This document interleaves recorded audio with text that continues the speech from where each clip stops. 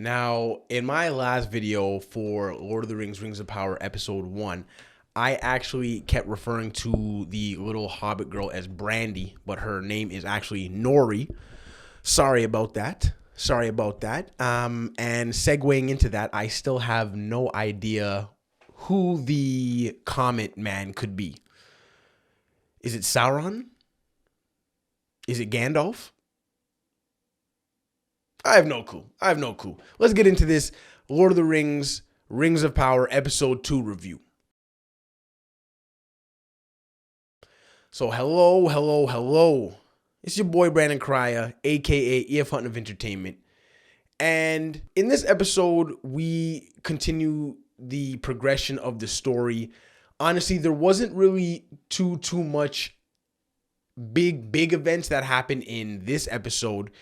We basically see at the beginning the kind of ideas and the seeds being planted to the tower being built, where the forge will be, where the forge will be to build the rings of power going forward, right? So we're getting hints and seeds of that being planted now. But the majority of this episode was really, and I feel like I probably enjoyed this episode a little bit more because, again, episode 1 was really, it's a pilot episode, a lot of exposition. So it serves a different purpose than what episode 2 would bring. But episode 2, I probably enjoyed a little bit more, as much as it had less action, even though it had a lot of good visually. And sorry to interrupt myself, but honestly, like, this show looks gorgeous. Like, you could see the money that they spent on this show. Like, they're flexing it. They're flexing it for the audience and being like, yeah, we put money into this show and it's right there for you to blatantly see. It looks great. But besides the scenes where it was more just, again, like, spoiler alert, but, if I'm pronouncing her name wrong, and I feel like, sorry if I'm butchering her name, but honestly, I'm not even going to try it right now until, like, I'm going to get used to saying it. But the main girl of the show, Galadriel, I think that's her name. But other than the scenes where, because she jumped, we saw her jump off of the boat, and because she's trying to return to Middle Earth, we basically see her just swimming back, and she hops onto this. She basically comes across like this group of people that are stranded on a bunch of just like wood from a ship that they kind of tied together to make like a makeshift boat. And they're like, oh, there's like this big worm in the water that's like attacking ships or whatever. And they basically get ran up on by this worm. You know what I mean? They try and throw Galadriel in the water. The boat gets ran up on. So there's like this whole kind of, which again, this scene looks beautiful in the water with the worm. This, like, the CG on the worm looks really good. But other than scenes like where she was kind of in the water, like kind of just trying to survive dealing with that stuff, which by the time it gets to the end, we see that a lot of the people that she sees die except for one dude, and her and the dude basically are on like this smaller part of like the thing that they tied together. And it's basically just her and him throughout the remainder of the episode, right? And the other half of the episode where it's kind of tying in, just kind of going back and forth, is we basically see Elrond go to Prince Durin, which is the prince of the dwarves, because, like I said in the beginning, because they're planting seeds to build the tower, I can't remember the individual's name, but the guy that Elrond was working with, I'm gonna get these characters' names because I'm watching House of the Dragon right now, so there's a lot of characters' names and families and houses that I'm trying to remember. So who Elrond was working with basically was like, I want the tower built by spring. So he was like, we're gonna have to have like a ridiculous workforce, right? And then he was the one that brought up the idea of the dwarves, because he was like, what if we looked outside of our own race for a workforce? And then they look to the dwarves, and obviously, like, audiences familiar with Lord of the Rings know that the dwarves are good for building and crafting and blacksmithing and like stuff in that area, right? So they would be a good race and a good faction to kind of include in building this tower, because it would help to accelerate it. So a lot of that is Elrond basically going to Prince Durin to try and get his help. But we see that there's tension between them, because as much as like they are supposed to be friends, I guess things come up in life and they haven't seen each other in a while. So Prince Dern is feeling away because he got married, he had 2 kids, and he never came to like see or congratulate him on any of that stuff, right?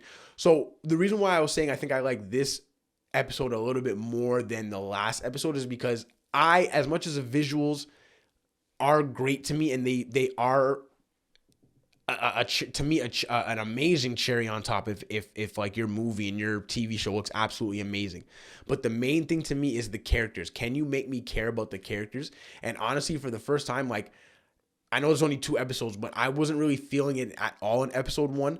I'm not gonna lie, like I haven't really connected to the main girl as much, like Galadriel. Like she's a little too cold for me, I guess, but I know that's supposed to be her character. But I feel like that just like the dynamic between Elrond and Prince Durin and just like that realness of their relationship was, I guess, the kind of heart that I was trying to see if this show was going to be able to bring. And it did bring a little bit of it, which was good to see. So that was probably the strongest part of the episode, was the Elrond and the Prince Durin stuff and like him meeting his family and just seeing the dwarf city looked absolutely gorgeous. And it was just, that was like a really, really good moment of the show. And just that made me be able to connect to the show a little bit more. And I was just like, you know what? Okay, now I'm interested to see where this goes because I'm interested in these characters, their relationship. You see how Prince Durin took the idea and the proposal that Elrond had to his dad, and his dad was explaining like, never trust the elves. Like there's always like a ulterior motive. Just showing that a lot of these factions don't trust each other. But yeah, like there are going to be things that unravel that probably will cause further tension down the line. Right. So just foreshadowing things to come. And we basically see the episode end with Galadriel and the guy that she was with on like their little makeshift raft and a boat. And they basically get pulled up on by a boat, and there's an individual just looking down at her. But the sun, because of where the sun was, you couldn't really see, because like it was from her view with the sun shining down. So you couldn't really see the person's face, and then it cut away. So just leaving the audience on a little bit of a climax, kind of, you know what I mean? Because they did release the first 2 episodes, I feel like they ended it like that to kind of keep us wondering like, oh, who could that be? You know what I mean? Is it going to be friend or foe to her, to kind of help her kind of get back to Middle Earth, help her get back on her feet, and help her get back to her mission that she wants to accomplish. So yeah, like I think that's again, like I said, there wasn't a lot to break down in this episode. Episode 1, there was more to get into, just because obviously it's our first reveal and our first just introduction to Middle Earth again, and just all these characters and just the races and just the type of world, like the actual world that we're coming into. So yeah, like I think the only other thing that I have to say is again, I'm just mad. I'm just confused, I guess, at the whole Hobbit storyline, because I guess there were 3 storylines. It was like the Prince Durin, Elrond stuff, the Galadriel stuff where she was on the water trying to get back to Middle Earth, but then there was the Hobbit stuff, which we were introduced to in the first episode, along with the Meteor Man. I think they're calling him the Meteor Man in like not in like online articles and stuff, right? So that are reporting on the show. So again, like that's my only thing where I'm just like, I'm still a little bit confused, and I know that they're probably just trying to keep the audience guessing. So I feel like a lot of people are interested in who that could be, but I absolutely have no clue. So let me know in the comments if you think you have an idea of who this Meteor Man could possibly be in the future, and what that storyline and the whole Hobbit storyline, what you think that will lead to. Along with that, let me know in the comments what you thought about this episode, right? Because I think that might be it for this episode review. I don't really have much else to say about this episode. With 2 episodes out now of this, 2 episodes out of House of the Dragon. Like I mentioned in my episode 1 review of Rings of the Power, I'm going to try my best not to compare the 2 of them, but it's going to be really hard not to.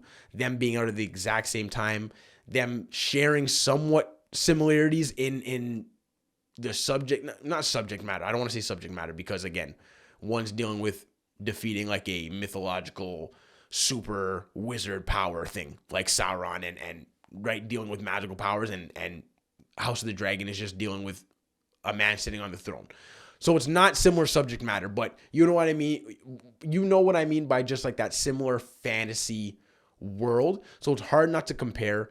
But from the 2 episodes of each, again, like I know I'm probably going to be coming off as a Game of Thrones stan, but I'm probably feeling House of the Dragon a little bit more. But I am really interested in Rings of Power and to see where it goes. And again, with episode 1 ending, I was interested to see if they were going to be able to have me connect to some of the characters in episode 2, and they were able to do that, which again makes me more excited for the future, because now I'm excited to see how these characters are going to operate when things start to go bad, because it seems like things are starting to turn, right? And orcs are coming back, orcs are organizing, and all that kind of stuff. So all like the evil stuff in Middle Earth seems like it's popping off. So I'm interested to see where that goes. And honestly, like I said, I don't think this show is going to be able to compete with House of the Dragon for the storytelling, character development, and things of that nature. Like, I don't think that Lord of the Rings will be able to be on that level. But this show looks gorgeous, and it does look visually better than House of the Dragon, because you could see the money in it just in the scale and scope of all the things.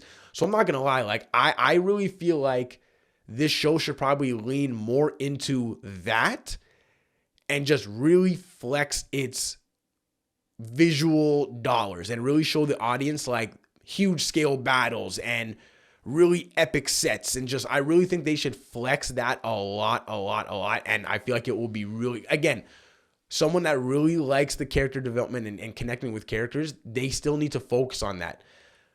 But coming out of these first 2 episodes, like if they really want to kind of stay in that conversation and be in the talks, like the you know what I mean, the talks with the House of Dragon, I really feel like they need to start just flexing that visual budget and getting people just spiced and amazed at that, because it looks gorgeous. This show looks absolutely amazing. So that is it for this episode, Lord of the Rings, Rings of Power episode 2 review. If you like this video, hit the like button. If you think you would be interested in reviews for this show going forward, House of the Dragon reviews, She-Hulk reviews, Andor reviews, trailer reactions. We got D23 coming up next week, so a bunch of trailers and news coming out of there. So if you think you'd be interested in content like that, subscribe to the Brandon Correia Network. You will not regret it. I appreciate you for watching. Catch you next time.